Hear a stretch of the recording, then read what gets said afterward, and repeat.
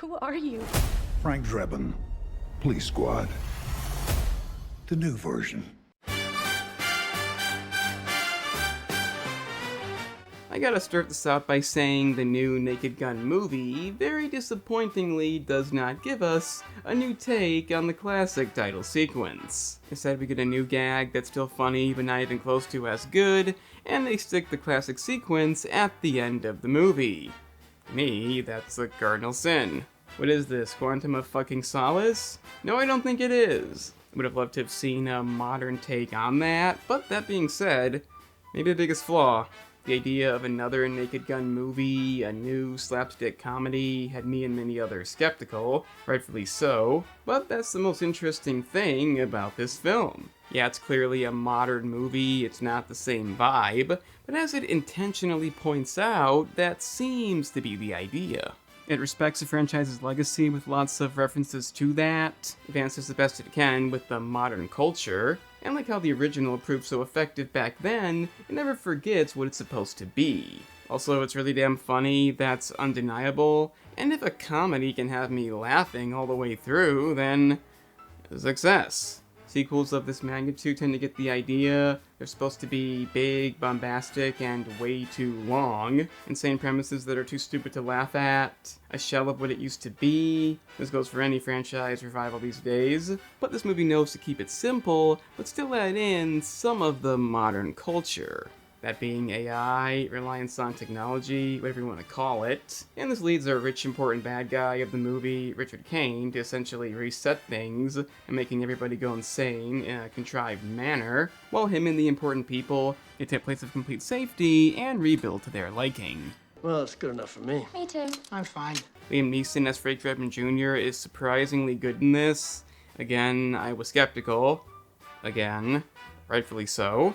But despite him not sounding like Neeson, he feels right at home here. The way he narrates various scenes, the serious yet bumbling personality, is essentially the same thing, but how exactly would you reinvent that?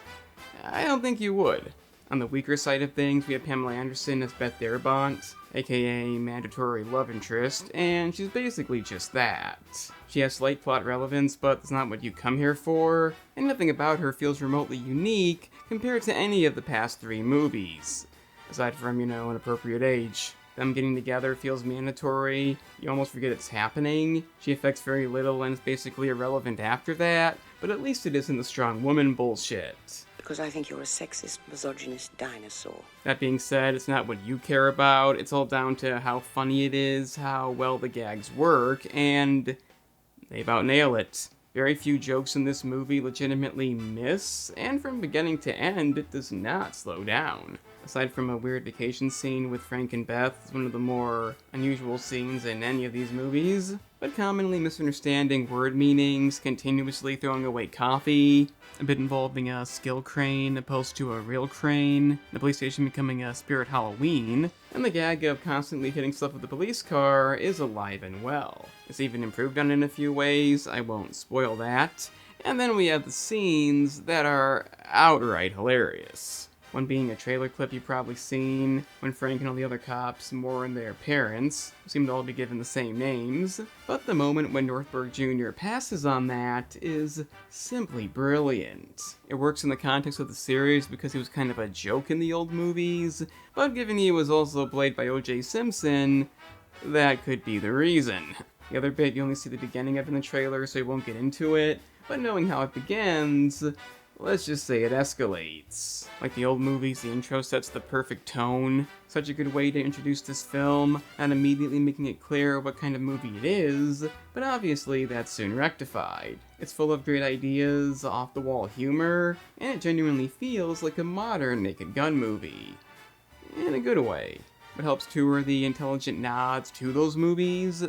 Clever references like nobody being as lucky as her, thinking about what she looks like, even the beaver makes a cameo. If you know what those are, you know what those are. And that really is an important thing when it comes to making a legacy sequel. If you have to complain about anything, the finale may be on the somewhat weaker side. I'm not saying it's bad, but compared to some of the other movies, it doesn't have anything that really stands out aside from the comedy. What I'm trying to say is it's slightly underwhelming, but still not bad. Again, Beth having little relevancy is an issue. She plays a role in the final moment. Not the most exciting way to end the movie, but the negatives really do win there.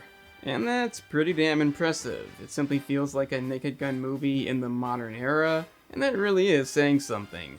Its runtime isn't enhanced, doesn't overstay its welcome, it's what it's meant to be. I could say how I'd rank the movies, possibly second best, and you know what, that's pretty damn good. So, let me know what you think down in the comments. If you enjoyed the video, please share it, hit the like button, consider subscribing down below, if you enjoyed. And the gaming channel is there too for the same content with games. Link in the description. I'm the Analyst, and remember kids, don't ever count shit out. Surprises can happen.